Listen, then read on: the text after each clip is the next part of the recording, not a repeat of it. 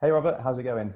Hey, I'm good. I'm good. How are you? Yeah, really good, thank you. Firstly, thanks very much for your time today. And I just really wanted to take a bit of time to have a higher side chat with you because I know that from knowing you for a little bit now, you've got a great background, some really interesting experience and achievements over the years. So I thought it'd be great to have a little catch up with you. But for benefit of everyone watching, could you just tell us a little bit about who you are and what you do? Sure. And first off, thank you very much for inviting me. No problem at all. Right. Well, my name is Robert Richardson. I'm General Manager of the Grade 2 and independent hotel and venue, The Grand in Folkestone, which is down in Kent. I joined the industry directly as a school leaver and I've worked my way through up the ranks. I've had leadership roles in Hilton, Ramada, IHG, and although I've always worked in a management sector in hospitality, qualificationally, I'm a chef. Okay. Yeah, I keep that hidden. Um, I currently sit as a member of the Board of Trustees for the Institute of Hospitality, and due to my career background, I currently do something called Inspiring Hospitality Talent, which is an initiative to bring people into the industry and show them how eclectic and welcoming we are as an employer. Fantastic. And definitely want to hear more about that specifically because it's actually quite relevant to some of the stuff that we've been talking about with Hire as well, and as well as a few other people in the industry. So that would be really good. But interesting that you've got that chef background, and obviously you've moved into the front house and or general management. So how did you get there? What's the story behind your journey?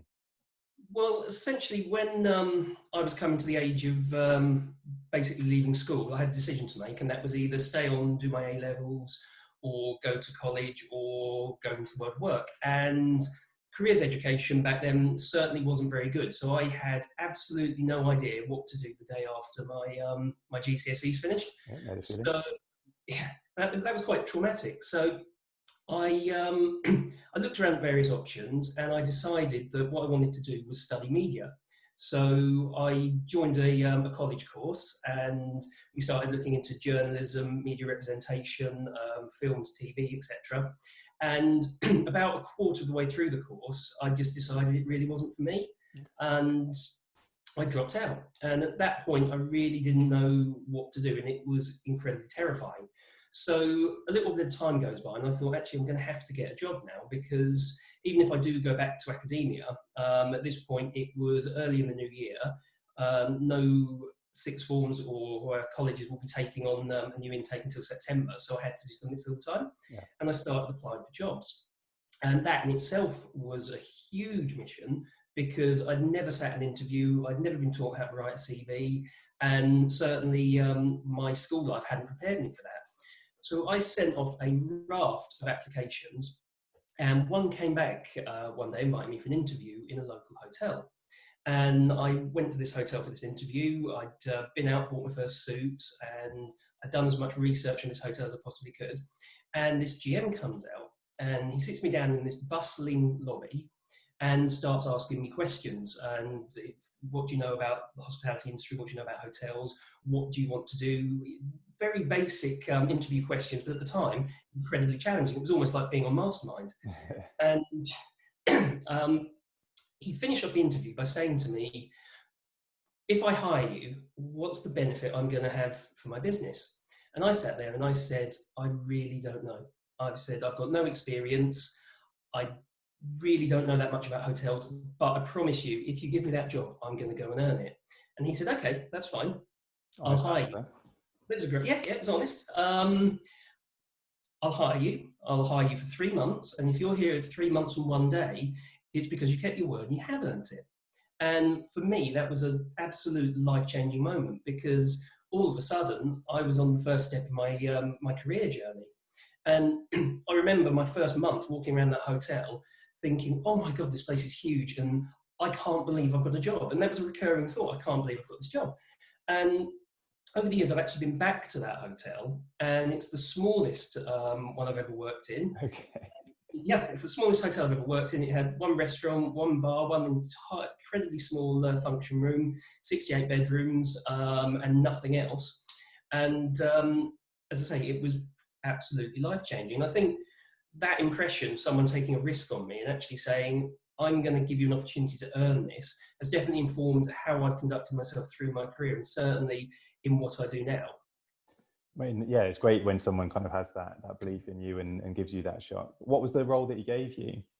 We talked about what would be a good fit. So he's telling me about housekeeping. He's telling me, remember, this is a very, very small hotel, food and beverage. He's telling me about how maintenance, and all of these things are going straight over my head because I really don't know what any of this is. So originally, the plan was to give me a trial in housekeeping, and at the very last minute, that fell through. And I was placed in the restaurant as essentially a Saturday boy. Okay. And it was at the point I wasn't quite 18, so I wasn't able to go and work in bars and such. And the restaurant manageress at the time, I don't think she was thrilled that the general manager basically said, here's this guy with no experience, you need to deal with him. So she was a huge tough sell. I think certainly in my first 3 months, she was looking for an opportunity to move me off the rota, which I understand where she was coming from. And we did have one day a full and frank conversation where she said, maybe this isn't the job for you. Okay. And I'm really pleased I didn't listen to her. But it did make me, although I was appreciative of the chance that I'd been given, it did make me want to earn it just that little bit more, because no one likes criticism, even if it's constructive. So you do naturally want to prove that person wrong. You could have gone either way at that point, though, because first job quite early on, for her to say, this isn't for you, like, you know, if you're a different person, you might have gone, actually, maybe it isn't, and then kind of given up at that point. But it's good. I went home that night. Sorry. I said it's good that you went the other way and you saw it as a challenge. Well, I went home that night and I was miserable. And I thought, actually, no, she's right, because I'm not quite there. I was watching other people who were doing the same jobs, and we had a great spectrum of age, and they were fantastic. But of course, with hindsight, that's because they've done it a bit longer, they're a bit more experienced. So I think, on the one hand, I think potentially if she was a manager of mine today, that's not how I'd like her to manage team members. But conversely, there was a benefit from it, because, as I say, it made me work that a little bit harder. Yeah. But again, I think that's down to your personality more so, because you took it as that challenge. So did you spend long at that hotel? Is that kind of where you became a chef, or? Yeah, well, actually, I worked in that hotel for a couple of years, and I've been very lucky that some people have taken risks on me. So past this restaurant manager, moving on, I've been developed into, I went into the bars, I learned stock management. I had a little bit of time looking around the kitchen. I learned C&B, and basically anything F&B related, I was soaking up like a sponge. And after about 3.5 years, I sort of decided I need to decide what I'm going to do. So I've always had an interest in cooking. Do I want to be a chef? Do I want to stay in food and beverage? What do I want to do? And my then restaurant manager, a different restaurant manager to the one I mentioned earlier, had left for a job, and it was working in a small chain of pubs. And she invited me to join her, so I did. And part of that was training me up and qualifying me as a chef. So I would be assistant manager half the week, and I would be chef the other half of the week. And what that taught me was this was a very small group of 3 pubs. Absolutely no resources. So if they stopped trading on Sunday, they'd have no money on the Monday. And it taught me that you can do an awful lot with a little. We didn't have the resources of Post House, which was the hotel chain I just left, or any of the ones I subsequently went on to work for. And I think that was a good grounding, because I think if you've only stayed in large corporate businesses, you might get a little bit relaxed in terms of what resource you've got out there. I think actually going into a business that is always teetering on the edge is not a bad thing. And those guys work really, really hard, and I'm very proud of the time I spent with them. Great. Yeah, I think, like you say, it's good to have both sides of the coin, operating kind of very lean and kind of realizing what you can do in that situation, and then the other side of the coin where it's not an issue and you can probably do the nice extravagant things. So, absolutely. So at what point did you start getting involved with the Institute of Hospitality? Well, it was actually when I was working for Hilton, I was deputy hotel manager at their Dartford unit, and there was 52 of me essentially. So 52 select brand Hiltons, 52 deputy hotel managers. And I go to meetings, and I always got, because I was relatively young for that role, sort of a feeling that, and this was probably in my own head, that I was going to, every time I would say something or voice an opinion, I'd be told, go and sit in the corner and eat a bag of sweets. And it was something that stayed with me there, because there were people that were much older than me, much more experienced than me. This was my first hotel deputy manager role, incidentally. So I was sort of looking for a reason to get validity, and I joined the institute because it gave me an accreditation. And I thought having an accreditation would give me that extra oomph, and that's really my failing. So I joined the institute, got that, didn't do very much with them until a few years ago, and I sort of went from cruising to fifth gear. And I have to say they're a wonderful institution. They really do look after their members, especially if you are someone that, with my background, has worked for a lot of multinationals and then has gone to an independent. Yeah. And you might miss the resource that you'd have working for a chain of 50 plus hotels. So they've been absolutely vital in certainly my transition. What was it that led to that gear change? Like you say, cruising along into fifth gear. What led you to pick up the speed, so to speak? Essentially because I started involving myself with them. If you're involved in any membership organisation, the Institute of Hospitality or anything else, you're only going to get out of it what you put into it. And I was putting absolutely nothing into it. And then I started attending events, and the first event I attended was called Passion for Hospitality. And that's basically a large student-based event that takes place every spring in London. And I thought, there's this huge world out there. And I then started networking. I started essentially pushing my nose into things and saying, I want to be involved with this, I want to be involved with that. And then I was getting a lot out of it in terms of resource, in terms of connections, and just in terms of influencing how I am as a person. So I think if you are, one thing I would say to people, if you are going to join a membership organisation, don't just pay your subs and pick up your magazine, actually involve yourself. Yeah, no, I think that's good advice. I think it's like anything you do, the more you put in, the more you get out. But clearly some real experience of getting a lot out of the institute there, which is great. So when did you become a board member for them? In June of last year. Okay. So I'm literally coming to the end of my first year in my first term of 3 years. So it's been an indoctrination, certainly. I know some of the members of the board applying for it, and I applied for the role as board member about 6 months before I actually got it, and it was a long process. But I think if you're going to join a board of something that large, it can't be a 5-minute yes, he's right, let's go for it.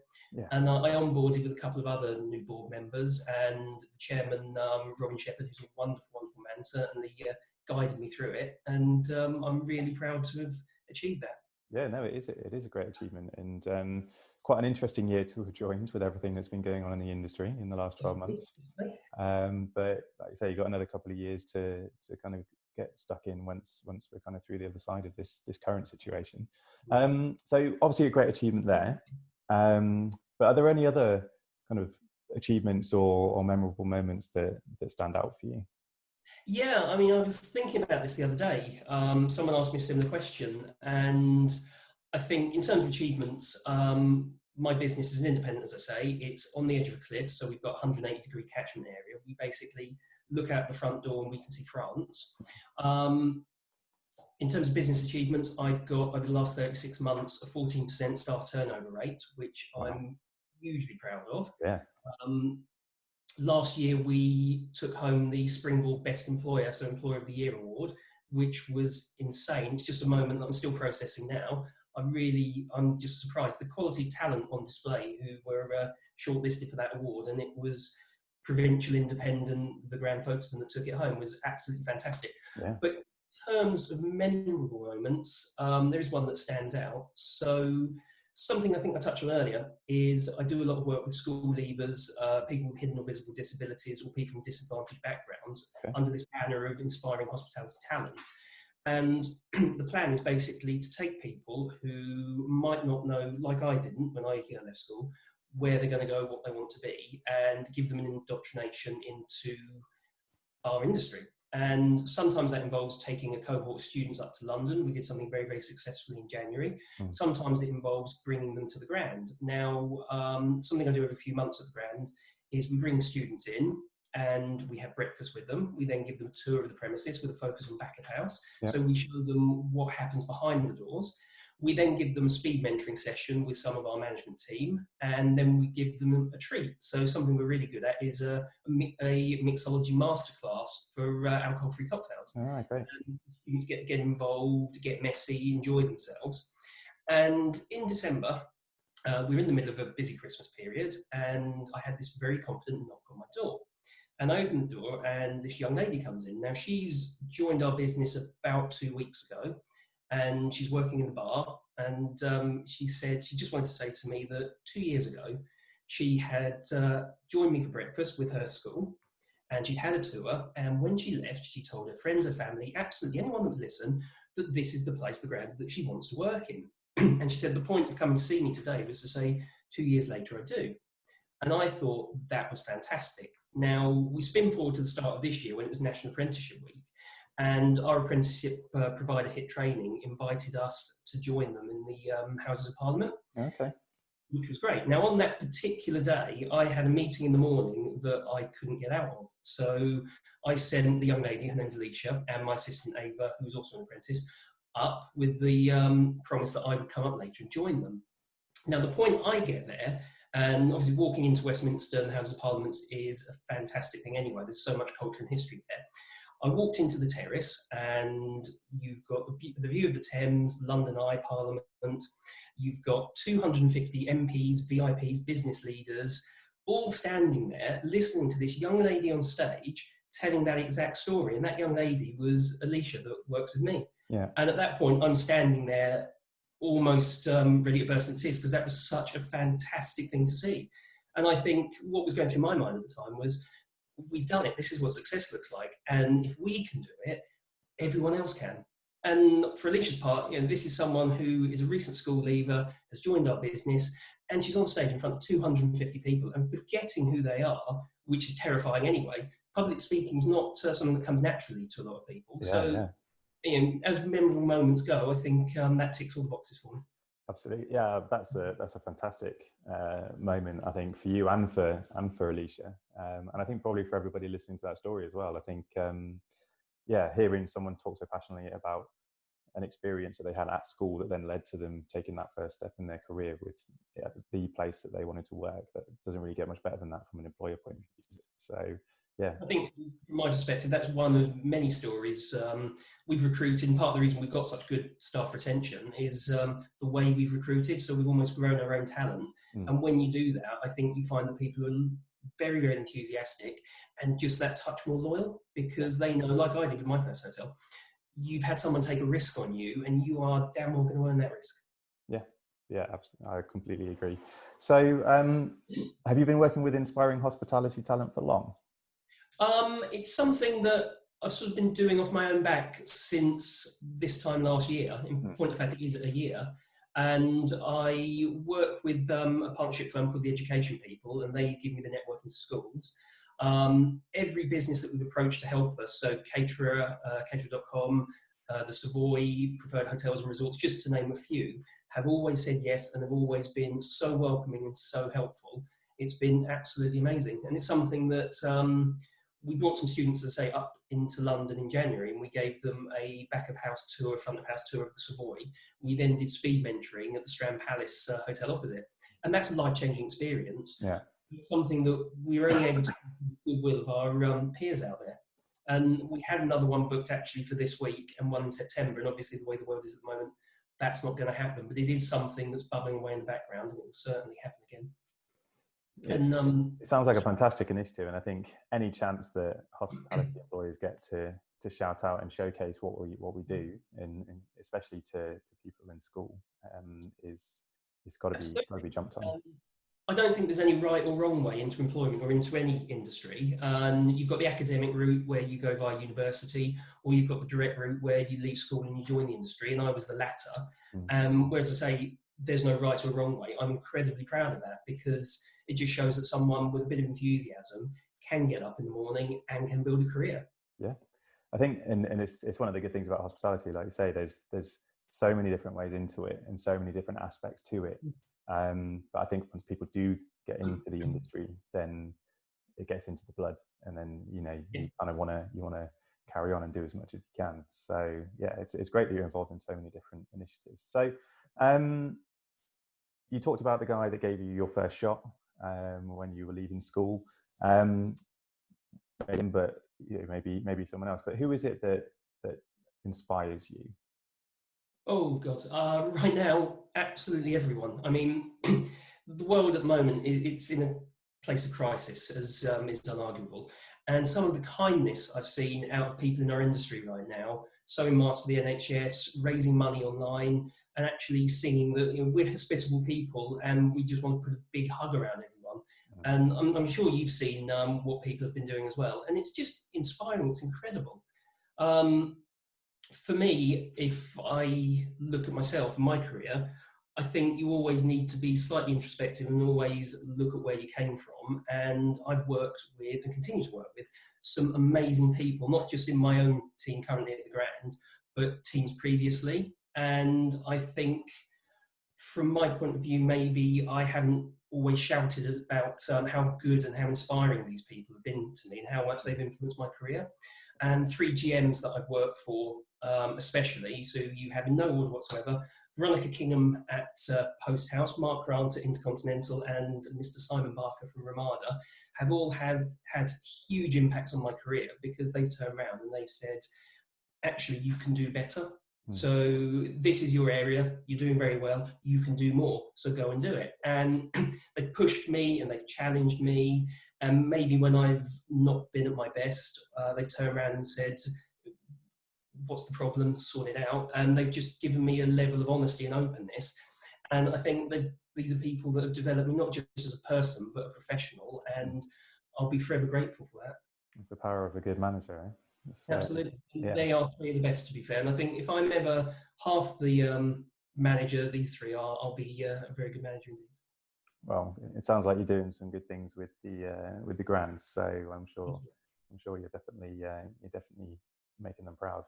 So I guess on that point, you're reflecting in this time. Everyone's got a little bit more time on their hands now, and naturally comes a little bit of reflection. So if you could go back to your younger self, maybe when they're at school or just leaving school, what would be a piece of advice that you'd give to yourself?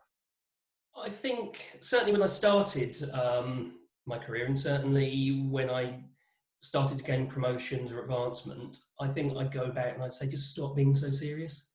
I think have a little bit more fun, be a bit more relaxed. I think I definitely wouldn't enjoy working with the version of me that I think maybe started his career, just because I was a very, very serious person. Everything had to be how it had to be, almost regimentally. And I think it's something that I've come to learn, but it is possible to do a good job and have fun while you're doing it. So I think I just turn around and say, just don't be so serious all the time. I think that's a good bit of advice. Yeah, let your personality shine through. And I think that's, again, what hospitality is all about, isn't it? It's about bringing your personality to the table or to the door. So, fantastic. I mean, you've given some really great insight there. A lot of life lessons and learnings, and you're obviously doing some fantastic things as well with people, young people, bringing them into the industry and the work that you're doing with the Institute of Hospitality and inspiring hospitality talent. So it's been really, really great to hear about all of that stuff. So thanks again for your time today. I think we're pretty much out of time for our HIREside chat. Yeah, but it's been really great talking to you. I know I'll catch up with you outside of this, and we'll definitely meet up when things are back to normal. Yeah, really looking forward to it. So hopefully there's a bit of sunshine where you are, so you can get out and enjoy that. And you? Yeah, I'll be getting out in the garden shortly. But yeah, thanks so much, Robert, and I'll be in touch soon. Take care. Bye-bye. Bye.